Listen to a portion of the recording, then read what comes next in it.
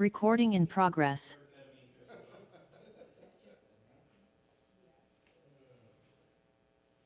Recording stopped.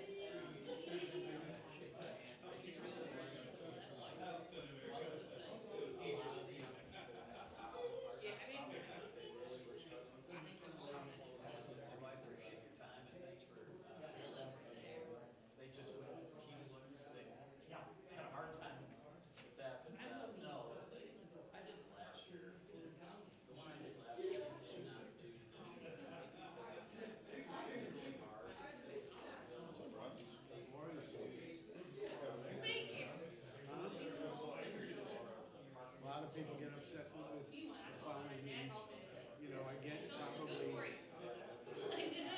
to 1 positive comments to the negative ones.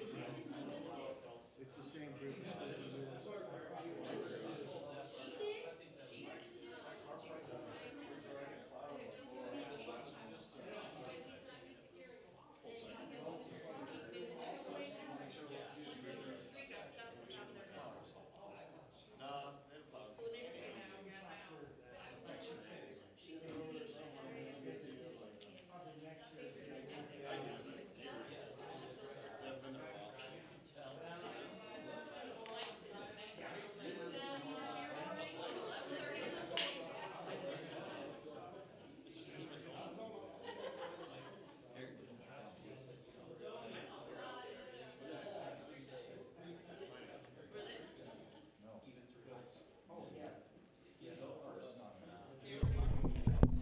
Ross, I appreciate your delicacy and Dennis. Her and her husband. Yeah, there was times they were both calling me sometimes. I've gone out to the house. Well, then, then finally we get there and pops in. He took such care. It took like 30 minutes. Yeah, because that's how long it takes to get those internal buildings. You can't just like highway push it and it goes to settle. Oh, yeah. Yep. All my tax money goes to.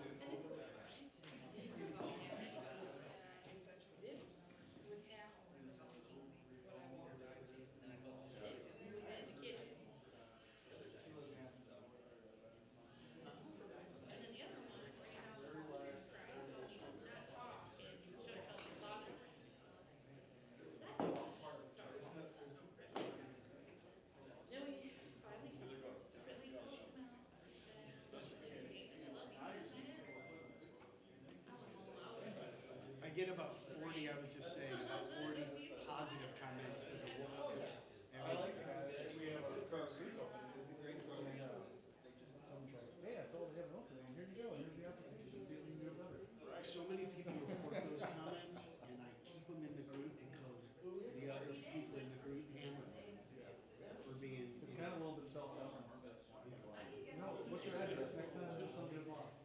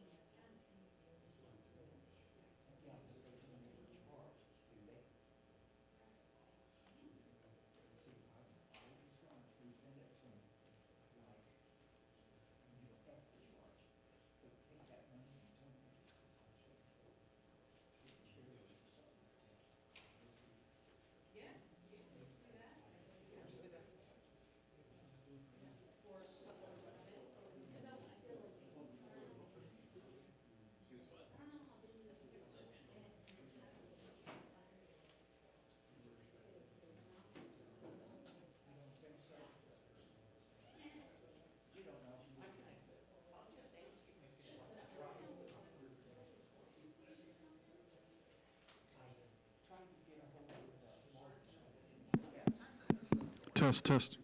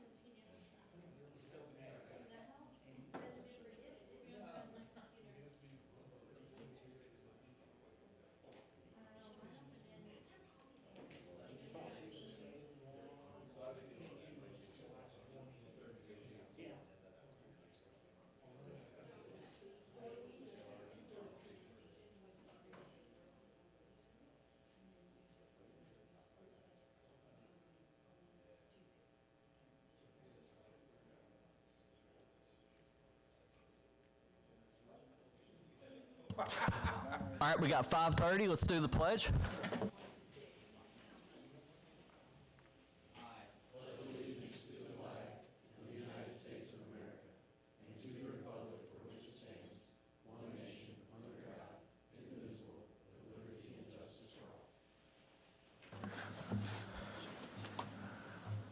All right, thanks everybody for coming.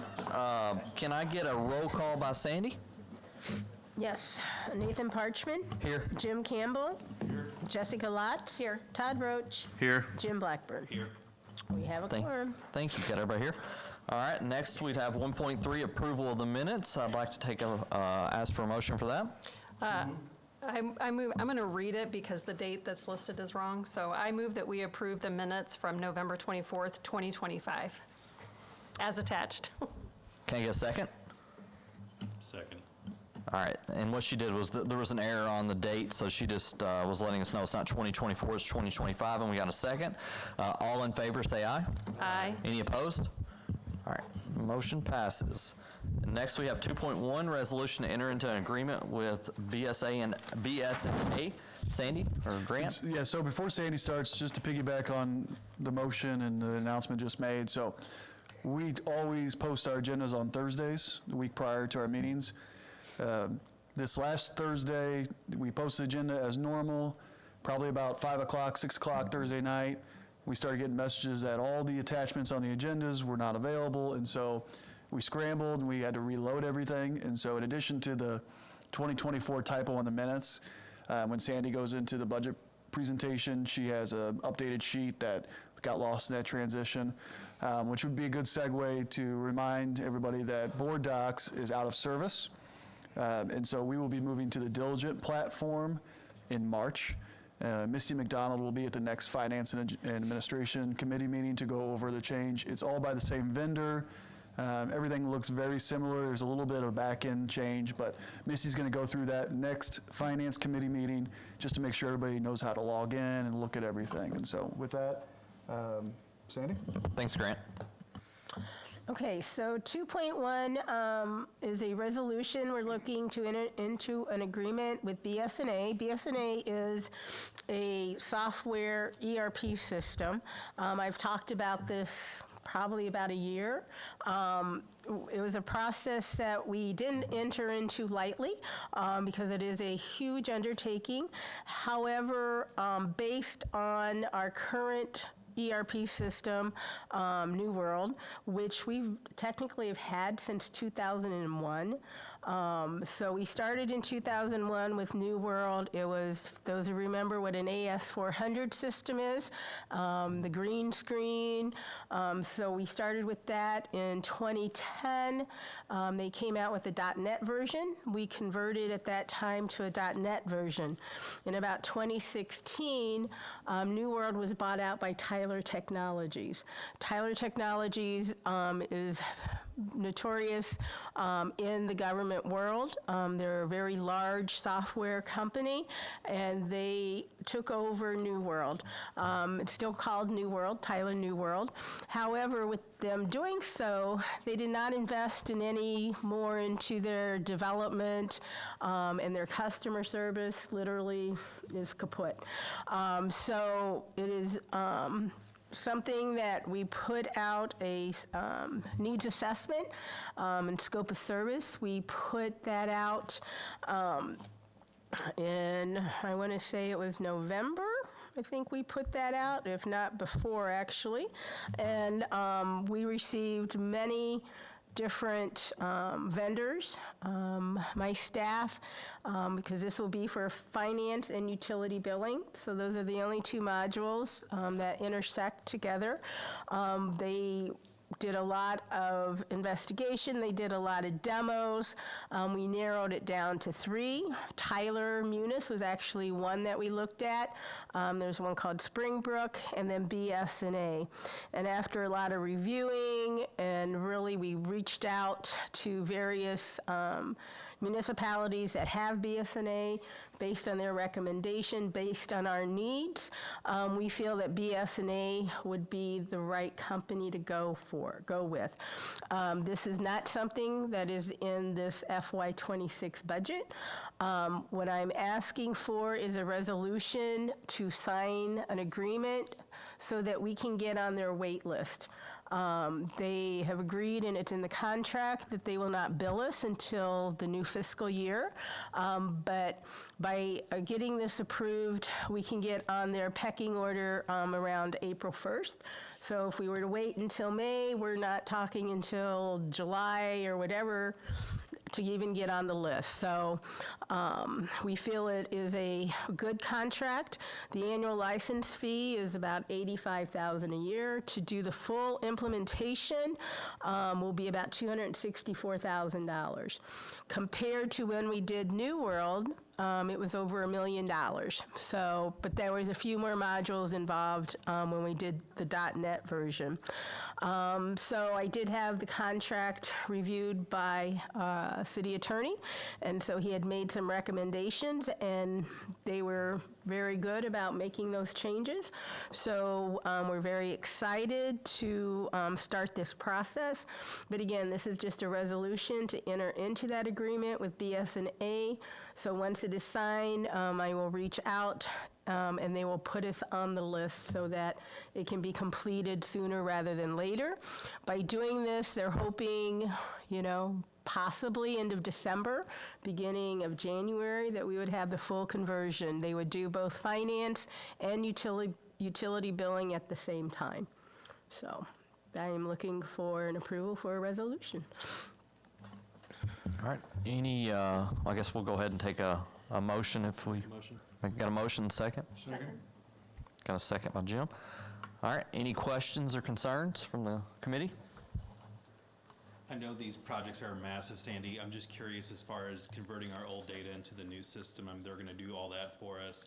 Correct. In our search with talking with other municipalities, did any of them jump from Tyler to BSNA?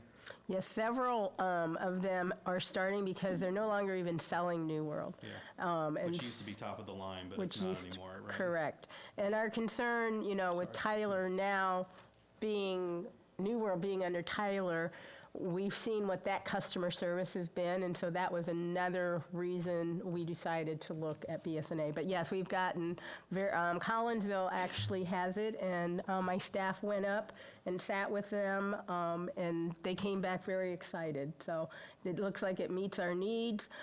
Dan in IT, they sat in on a lot of the reviewing, and we got his blessing. So right there, it means it's good, right? Yeah. So, Will we have another implementation partner along with it, or were they handling all the they implementation? will handle all of it, correct. Anybody else on the committee?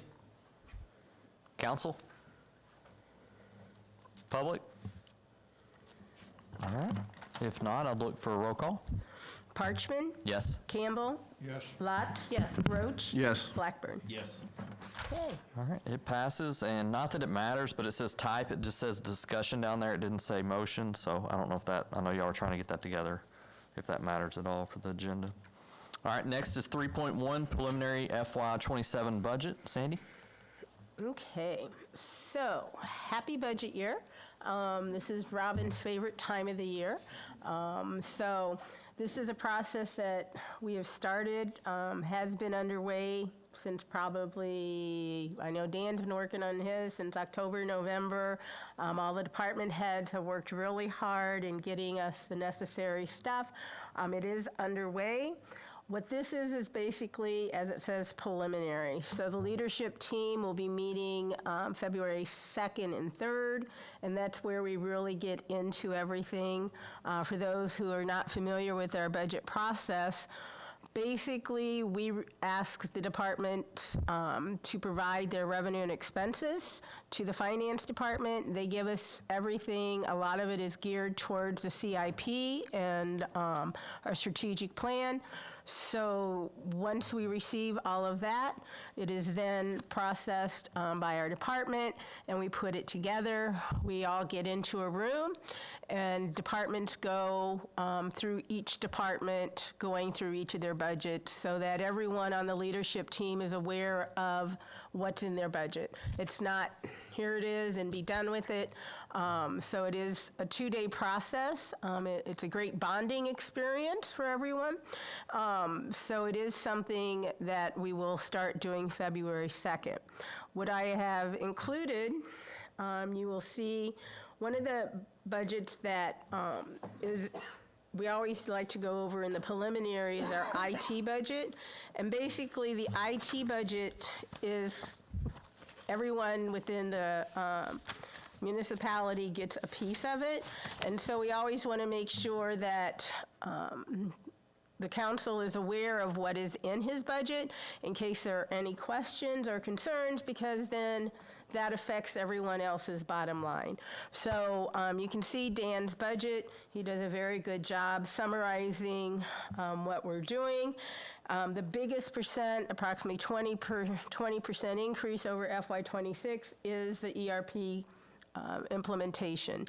Part of that is not only do we have the new software, but we have to maintain New World. So we're paying really for 2 softwares, but there's no way we can just cut off New World and get everything. So you will see a 20% increase over the FY26 budget.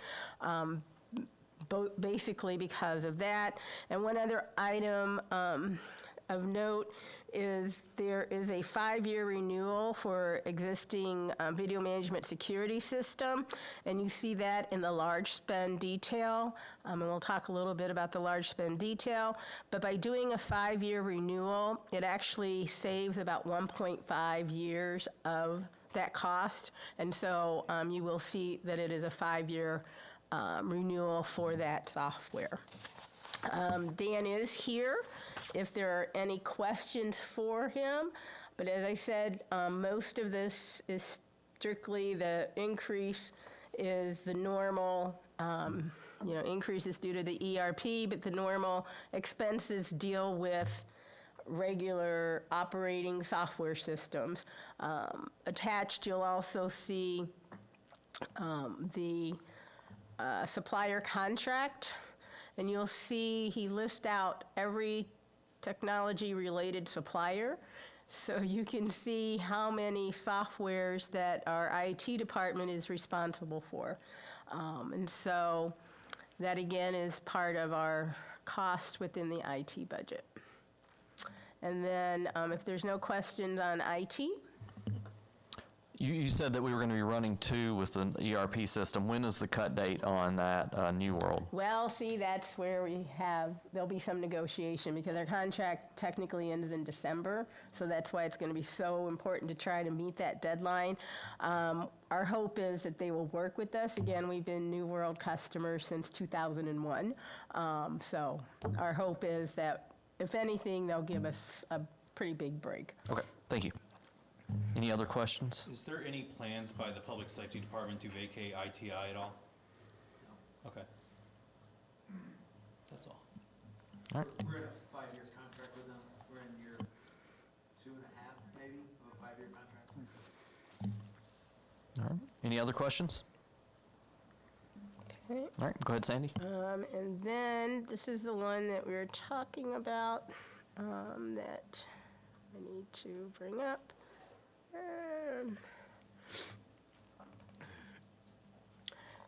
So in your packet, you'll see the projected revenues.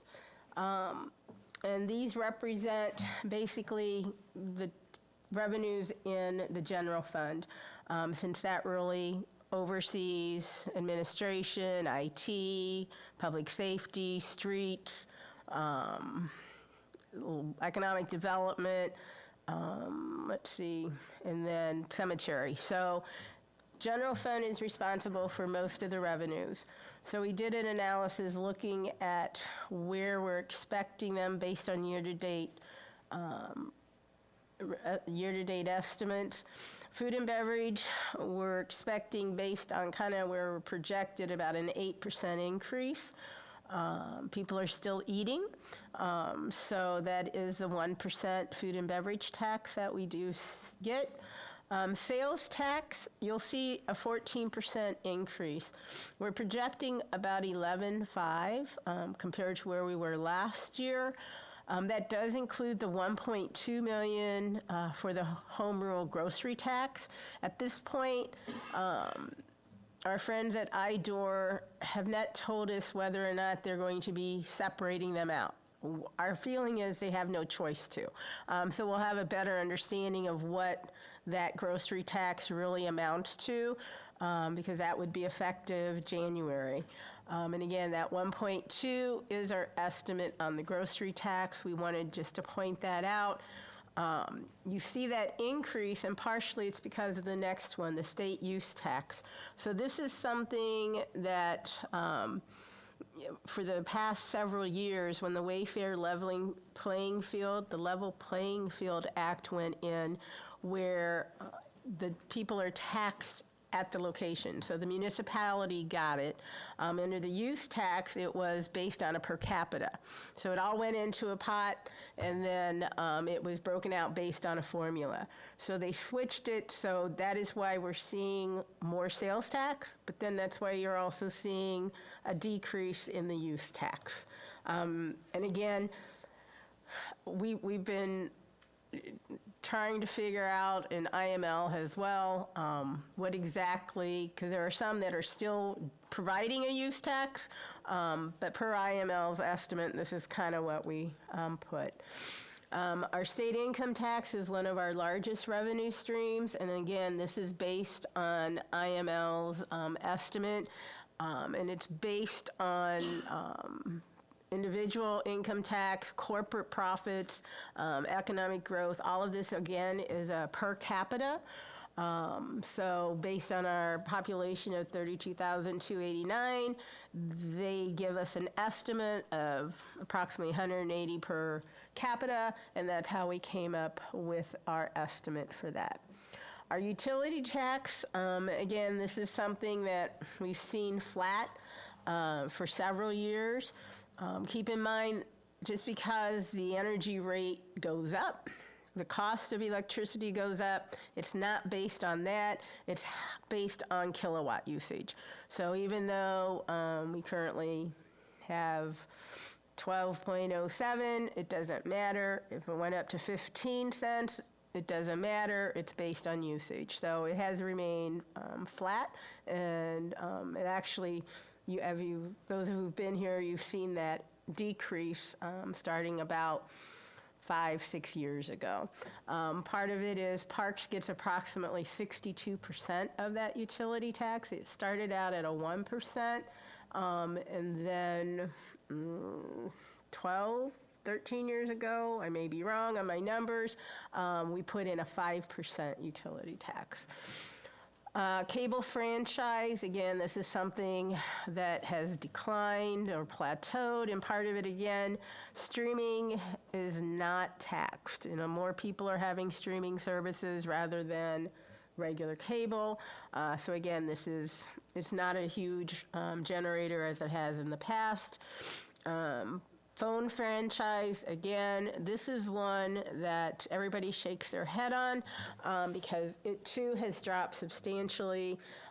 Parks gets approximately 80% of that, so as that phone franchise decreases, so does that portion that goes to Parks. Part of it is the consistent decline in landlines. Those pay card phones are not taxed, and more people are doing those. Legislation is looking at, possibilities. One of the things with the phone franchise, it's similar when we did our Ameren audit, is because there are so many different phone companies, with our Ameren, we were able to base it on our on our utility bills. with phones, there's no way to really do a good audit. So I know my organization, you know, we always get together and talk about that. So that's, again, it has really decreased. Video gaming proceeds, again, based on the number of machines, based on our current actuals, we are increasing it. So keep gambling if you are one of those. Our video gaming licenses, it's based on our March-April renewal with the number of machines that are within our establishments.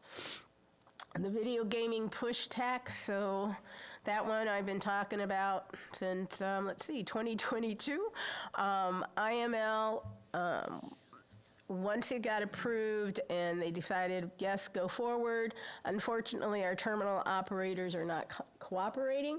And so they are the ones that actually will collect the money, take care of it, send it to us. IML is in the process of working on a remedy. They are not at any liberty at this point to say what that remedy will be. So at this point, we opted not to put any of those revenues in. Ameren franchise, again, this is per our franchise agreement. And then our municipal aggregation program, we have about 80% participation.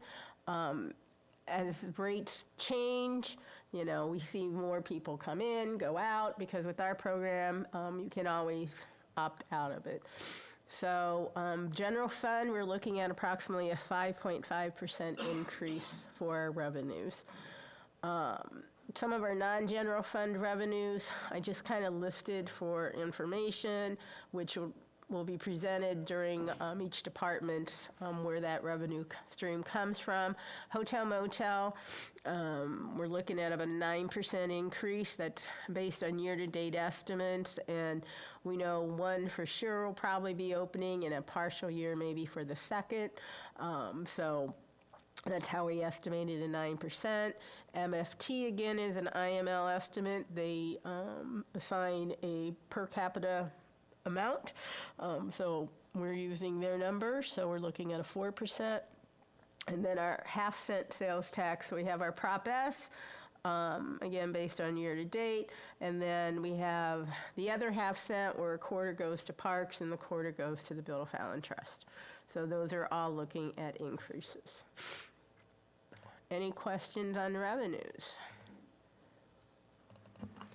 Sandy, I don't have a question, but I always like to use this as a chance to just revisit back in 2021, the city council decided as a property tax relief program for residents, if you go back up, Sandy, on that spreadsheet to the property tax line, you'll see right now that it's zero.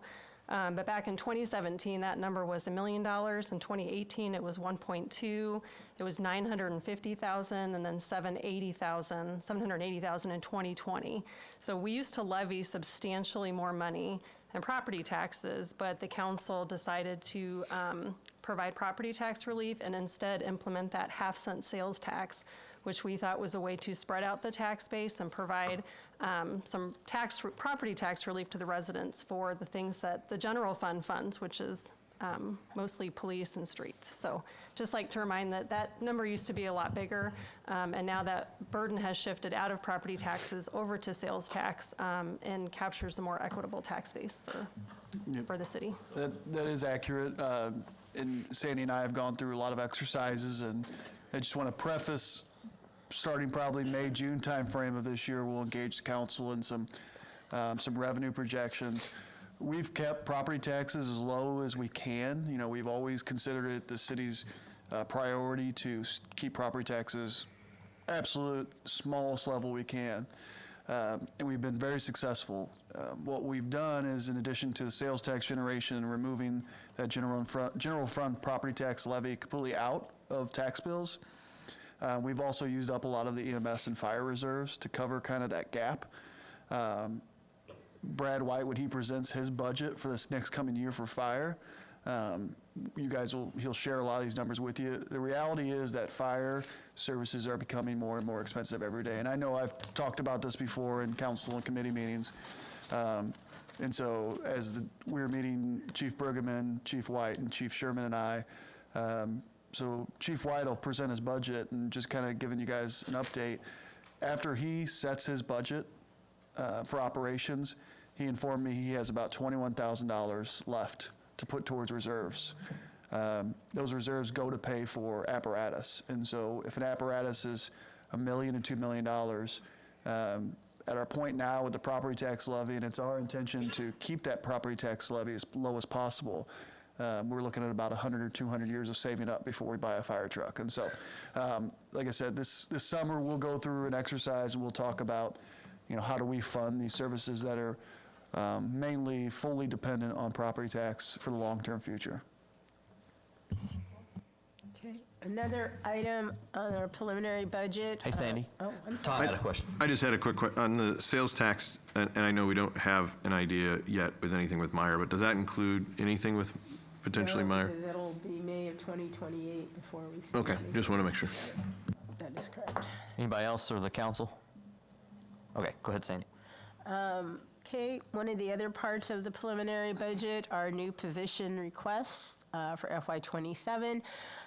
These 3 positions were vetted by our HR department, as well as Grant and Eric and myself. So the 3 positions that will be included in the upcoming budget year will be the Public Works Mechanic, a Park Urban Forester, which we have talked about in the past, and then an EMS Captain. And again, those positions, if you have questions now, but they will also be covered during the departmental reviews as well. Okay. Any questions on any of that? And then our favorite is a large spend detail. So this report encompasses everything 15,000 and above for all the departments.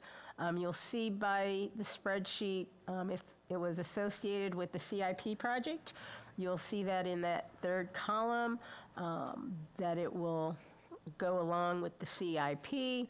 There are some, of course, that at the time of the CIP, we didn't have a need, so no CIP number is listed. And then you'll see if it's new, cost of business, the description, the amount. If it is a shared, so like Public Works may share a truck or whatever, you'll see where things are shared as well. Again, this is everything. This is before we've gone into the budget, so they may or may not remain on this large spend detail. But most of these items you've already heard about based on our CIP discussions later last year. So that's that. Keep in mind that how we've worked the large spend detail, and we'll go through that again once we get to the approval process. If it makes it to the large spend detail and it's included in the budget, at that time, it's approved. It won't come back through council. Again, this is basically approving the project, and so it will not come back through for any other approval. But again, as I said, these are all preliminary. Some may or may not make it to the final round. Okay. Any questions on the large spend detail? I just want to add, there are a few items in that large spend detail that require contracts or significant public engagement, so those will come back to the council, like the Public Works infrastructure projects and the comprehensive zone RFP or contract. Those will all come back to you guys. Right.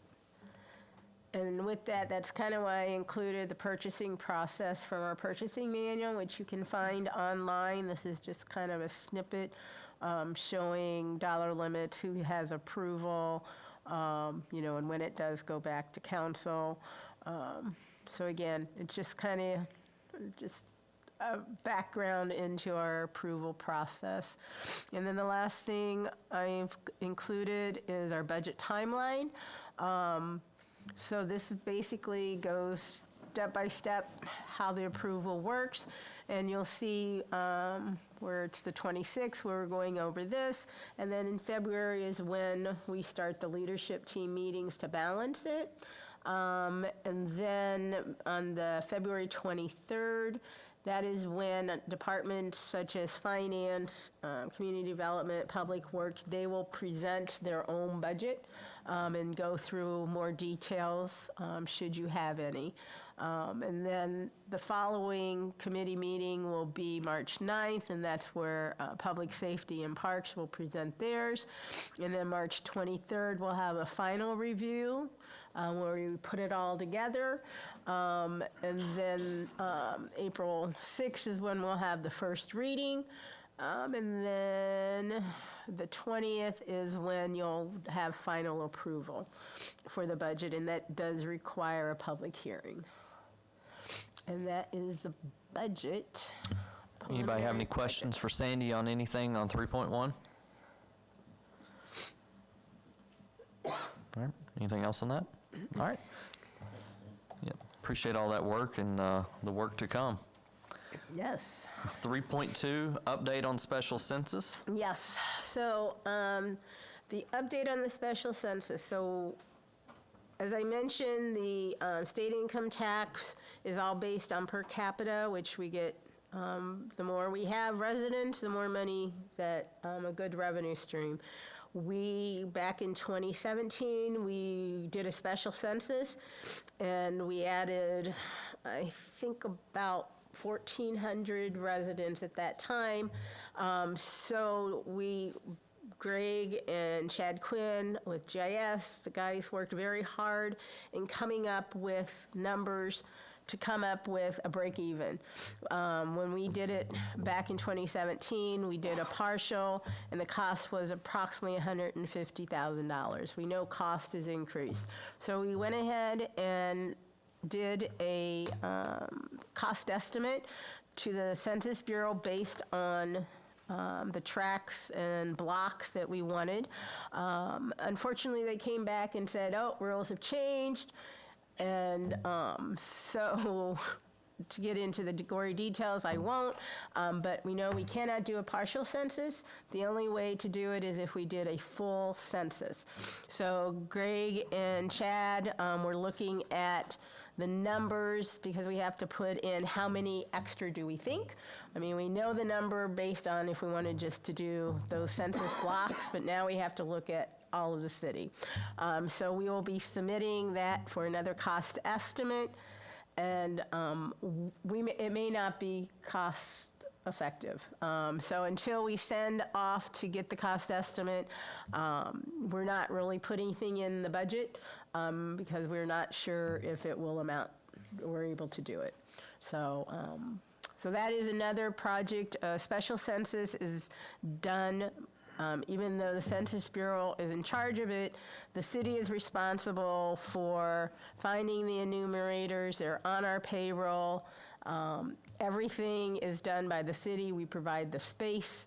We provide the advertising. So it also is another big project, but we're up for the task, especially if we feel that it will be beneficial to the city. Any questions? Worst case scenario, we don't do it, those get captured when they do the census in 2030. Correct. Yep, exactly. Any other questions from the committee? Council? Public? All right. If not, we'll move on to 3.3 Administration Committee reports. Those are informational. We provide the grant funding, the waste management. HR does a nice update on where things stand on HR, and utility billing, their report as well. So it is informational. But if you ever have questions, reach out. All right. Any questions for Sandy on that? All right. And then 3.4, Treasurer's Report, information only. Correct. All right. Any questions on 3.4? All right. If not, that wraps up everything besides 4.1, public comments. And if any of the public or anybody would like to make comments, please state what ward you're from or where you work at. Carrie, you got anything to say? You're it. Okay. All right. That being said, there's no public comments. I'll look for a motion to adjourn. So moved. All right. All in favor, say aye. Aye. Any opposed? Say nay. All right, we're adjourned. Community development starts at 6:07.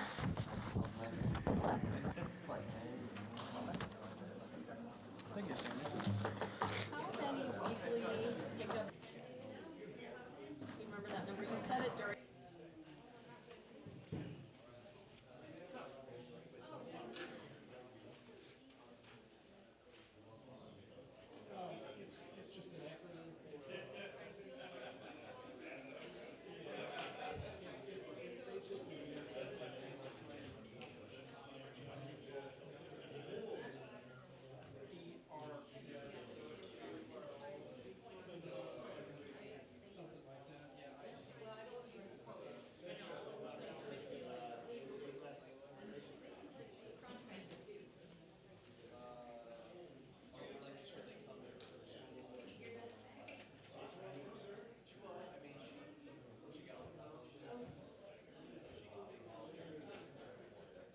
I'm gonna bypass all the empty seats.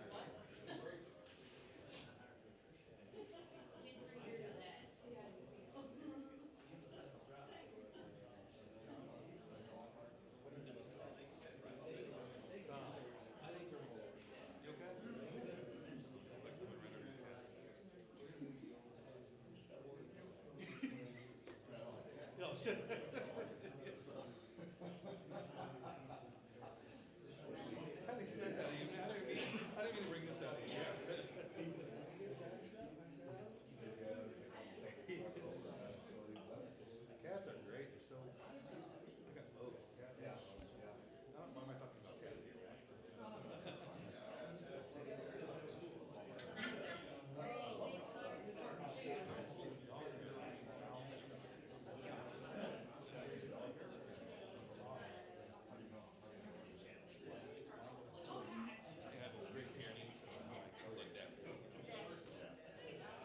He won't come inside in the snow, and that was like the biggest Michael Vick, like a animal abuser. He won't come inside, it's like 10 o'clock last night, he's just galloping out in the snow. Yeah. I can only imagine, because I run right by Milford, so people are passing by, Village Church, let their dog out, I'm like, I can't get him in.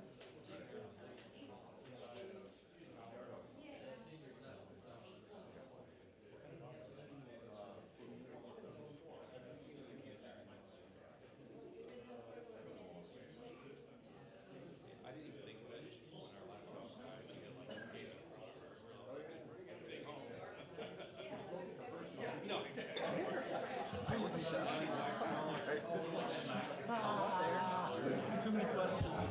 All right, we'll go ahead and get started with our Community Development Committee. Hey, thanks. Welcome to Community Development. We generally meet the second and fourth Mondays of each month. I'm Jessica Lotz, and I'm your representative from Ward 2. I'm the chairman for this meeting. Leading us tonight, we have several of our staff members. We have our city administrator, Grant Lidekin, and Greg Anderson, who is our director of community development. Looking over the agenda, it looks like we just have one item for consideration tonight. It is a second reading, so unless there are any changes, there's not generally a vote on that. But if one is taken tonight, it is advisory only, and everything moves on to full council.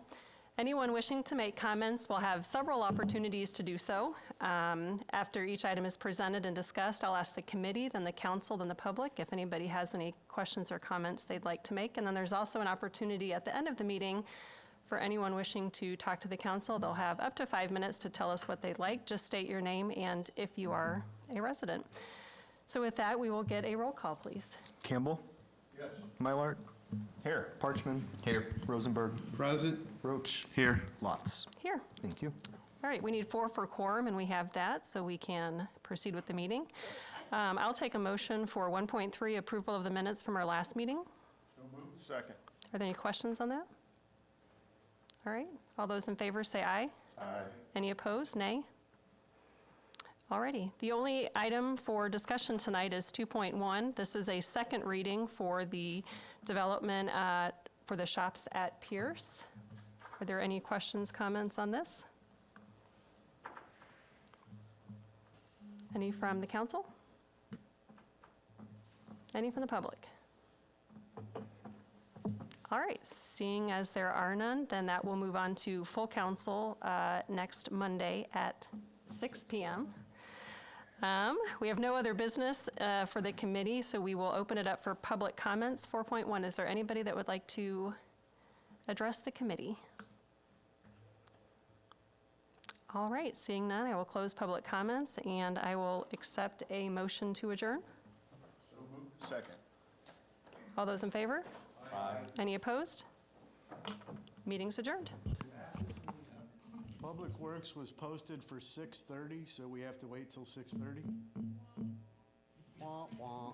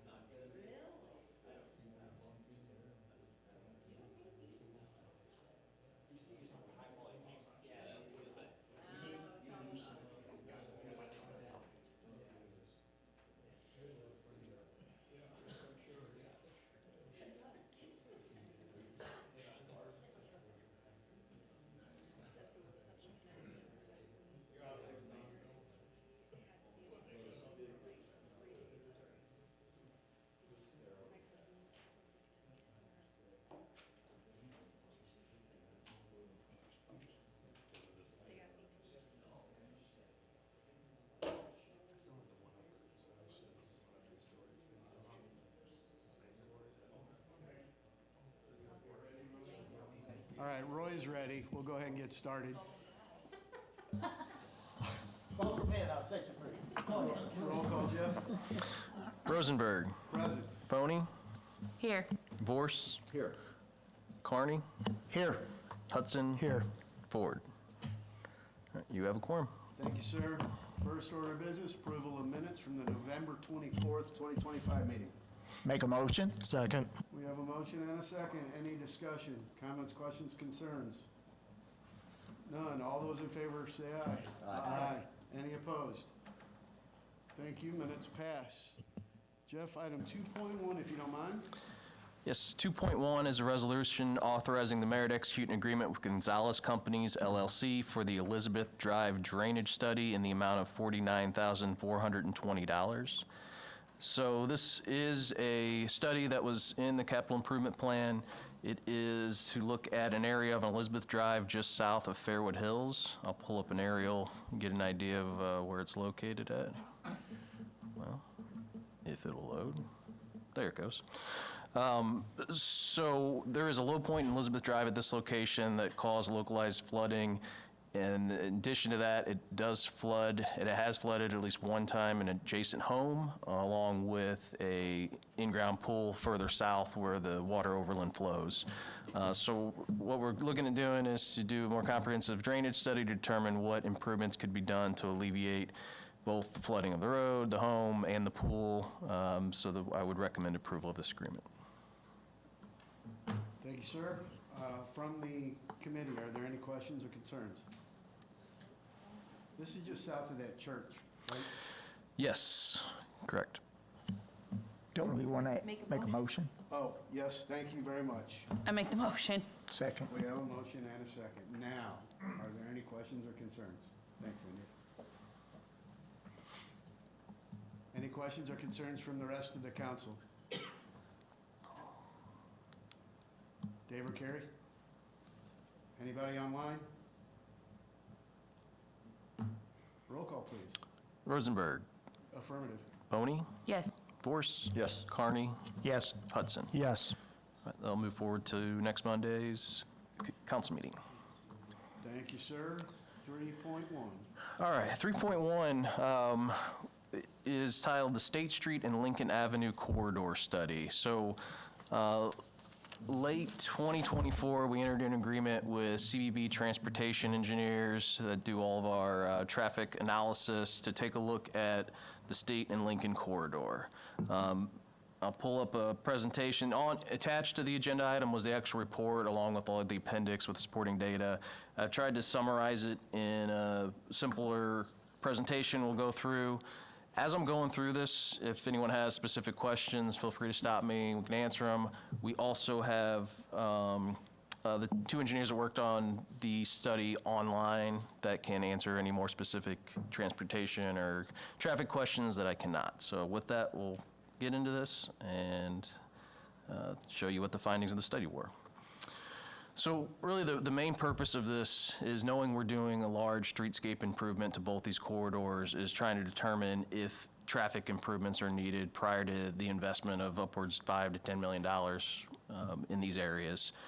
So really taking a look at not only what's needed now, but also in the future. You figure a streetscape we do downtown, at a minimum, you hope 20 years, maybe 50 years worth of time that's going to be here.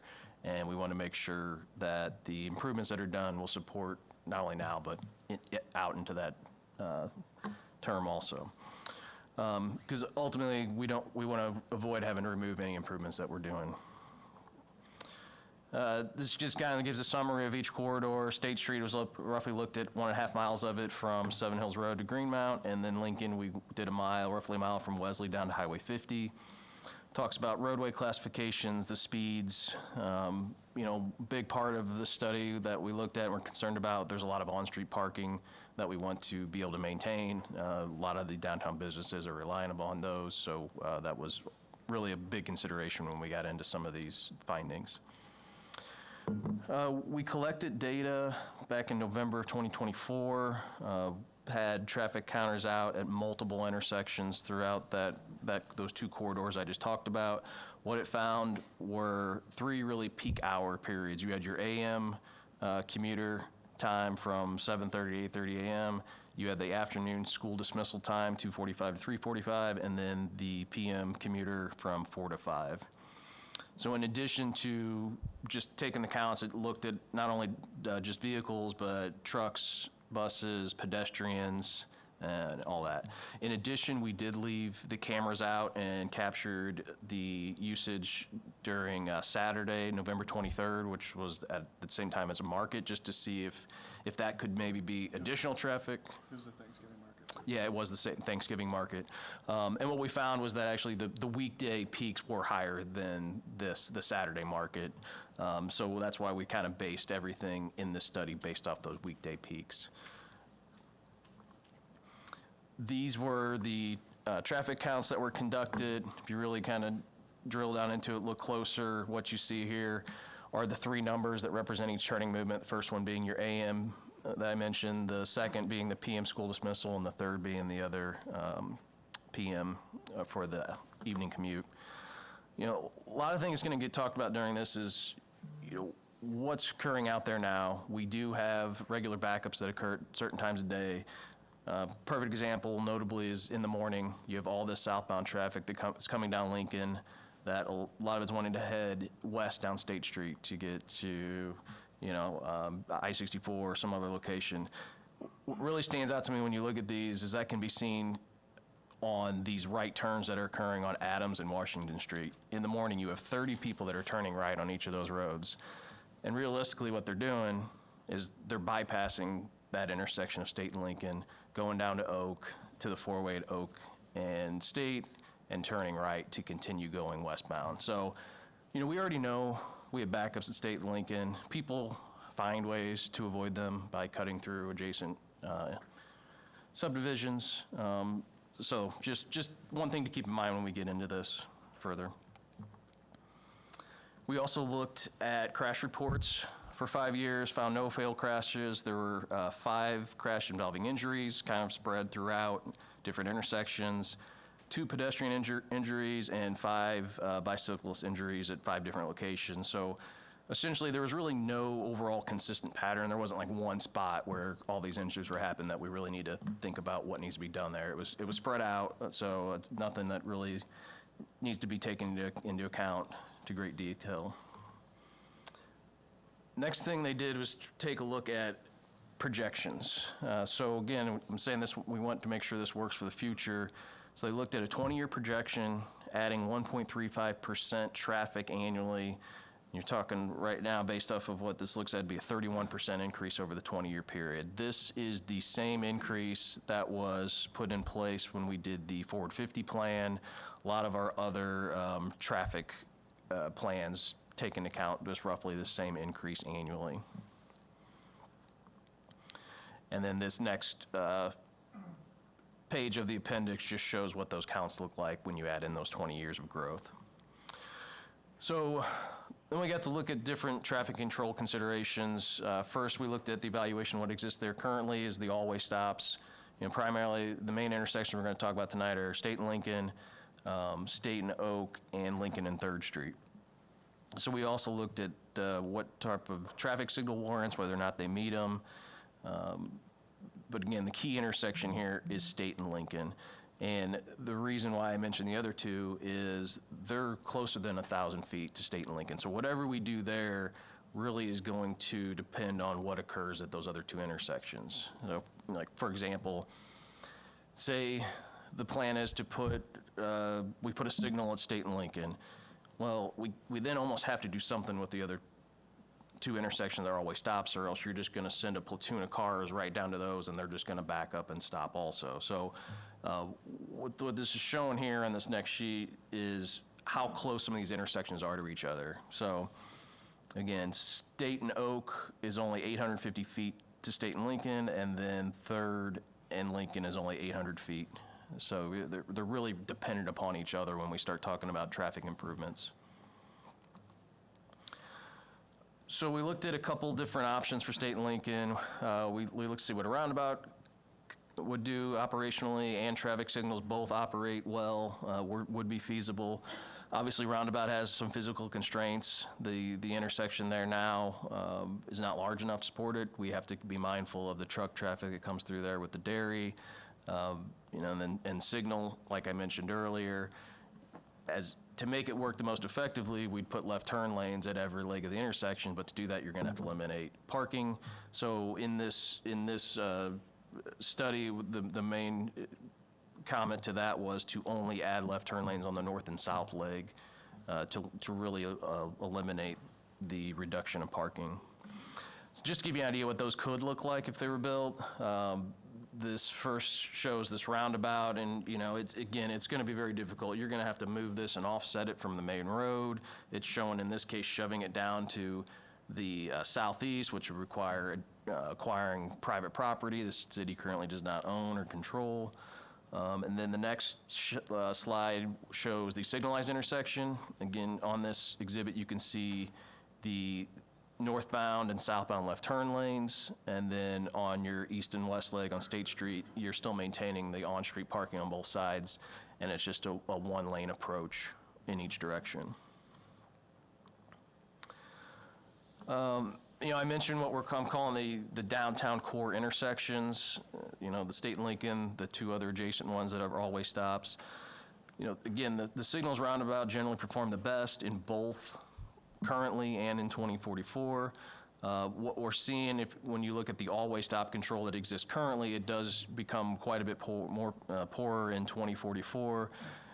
You're starting to get to where we have level of service F with backups as long as 700 feet based on the Q links. So, I mentioned how those intersections are about 800 feet apart. So your traffic on State and Lincoln's backing up to the next intersection, which, to be honest, and sometimes you can see that today even.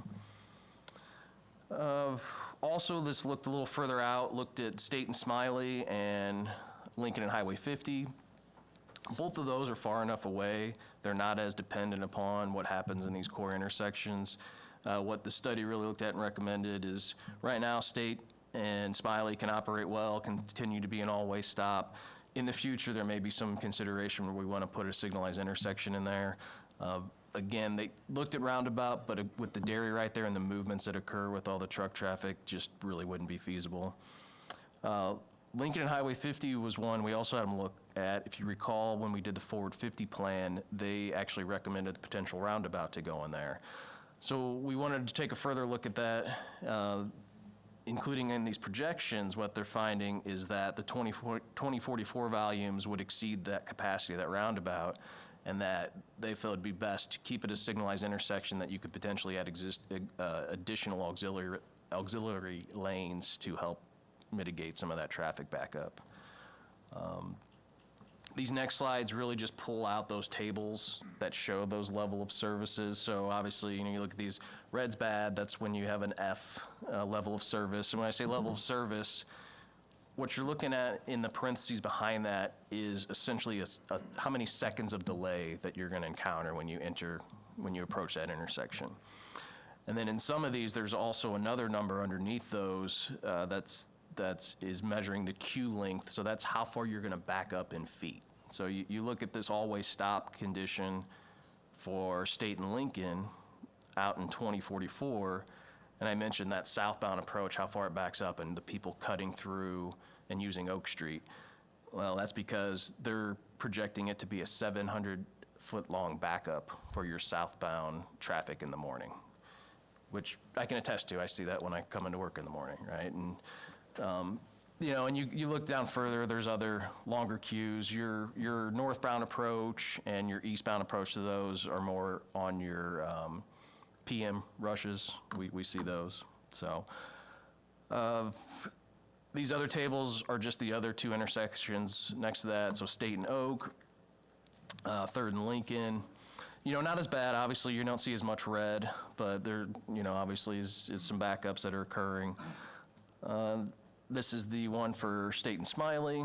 Again, the roundabout was not looked at in this one just due to the proximity to the dairy and just not really being able to maneuver the trucks around the roundabout.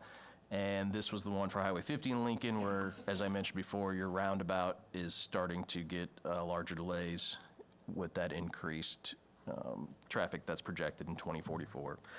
I will note that, however, in 2024, currently when this was done, the roundabout did perform better off existing traffic. The worry is just as the growth continues, it's not going to work as well.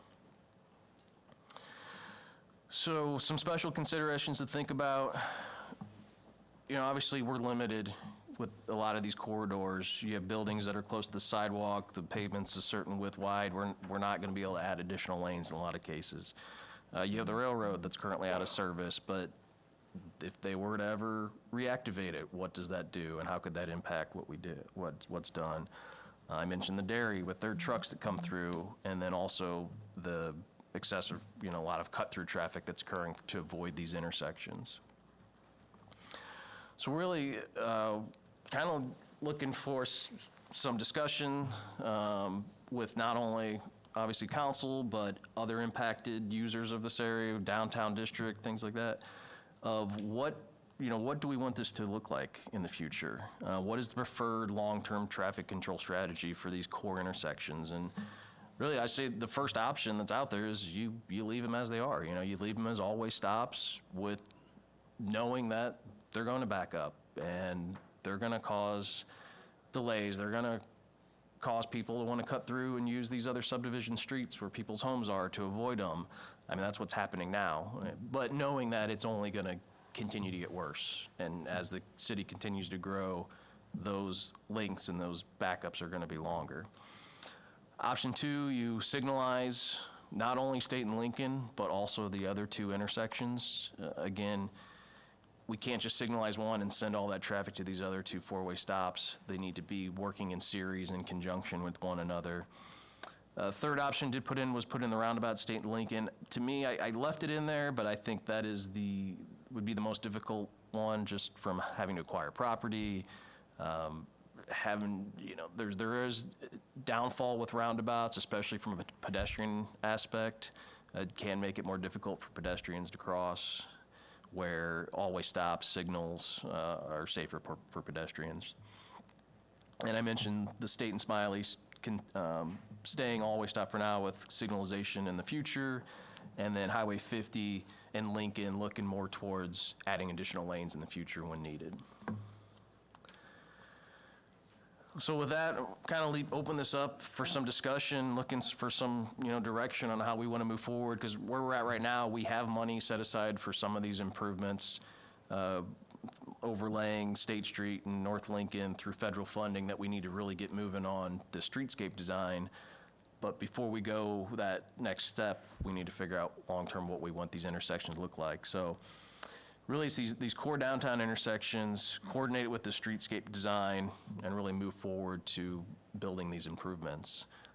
So with that, that's really everything I wanted to share with you. I'd be happy to, have a discussion regarding this and answer any questions you may have. So, go ahead, Andrew. No, go ahead. I was just gonna say, we're kind of hamstrung with the way that it exists now. I mean, the options are few, and they all come with, if they have any positives, they come with some negatives. You're the engineer. If this were your choice, what do you think is the best avenue? So I know back in 2020, we looked at this, and it was specifically for State and Lincoln only. And at that time, it showed that intersection warranted a signal. And at that time, I brought forward a resolution to support that, and without really comprehensively looking at everything involved in it. And, as I look at the information and data more, myself as an engineer, I want it to function the most efficiently it can. I want to move traffic as quickly as it can. So the engineer in me says, "Oh, let's put in the signals. Let's move this traffic. Let's still keep it safe for pedestrians. Still maintain parking." But at the same time, you look at it from the always stop condition, and that's how it exists now. That is kind of downtown O'Fallon, if you will, right? And it's would be a large change. And myself, as an engineer, I'd say signals, but I think that the always stops could continue to work, just knowing that there's going to be backups just like they exist now. And And those may be, like in the morning, it's a 15-minute period. And in the afternoon and evenings, it's about the same. So can we live with that for the next 20 to 50 years, you know? Go ahead, Andrea. So I think Roy and I's perspective, you know, like we get a lot of the complaint, I mean, that's our ward. Yeah. I think it's important to, like you just said, like the delay times are very specific times of the day. I drive that way, we drive that way all day, every day. It's not that bad, you know, outside those times. During those times, yeah, it's a backup, but it's not, I don't feel unreasonable. You're in a small downtown area. Now, when we have some of the big events like the Strawberry Festival, but those are such unique things. It's a one-time, you know, very unique that Saturday. The market, it still functions well. So I feel like it's okay. I mean, if we kind of just see how this goes for the next little bit, with knowing eventually we're gonna have to do more. I think in the meantime, the biggest two questions and concerns I always get is, one, you kind of touched on this. People use Oak. Is there a way, could we get an additional stop sign or something? I think that's one of those things that would help mitigate that. Cars do seem to cut through there at pretty good rates of speed. So I feel like just doing that may help some of that. And then the other one is always the State and Cherry crossing. If there was anything that could ever be done there. Yeah, I know part of the streetscape improvements, when you say crossing, you're more pedestrian crossing. Like the school traffic, Yeah. Saturday morning traffic. A lot of the improvements that we're recommending and looking at in the streetscape are doing curb bump outs, which would shorten that length that those crosswalks have to occur. And I think that State and Cherry would be a good spot to implement one of those. So what that is you just pull the curb out further to the edge of the drive lane, and then the crosswalk length is much shorter for you to get across the street. You're not having to cross the parking lane, the 2 lanes of traffic, and the other parking lane on the other side. You know, you can look at it, recommends and talks about installing more of the rapid rectangular flashing beacons where you press the button and they flash when the pedestrian goes to cross. We can implement more of those also.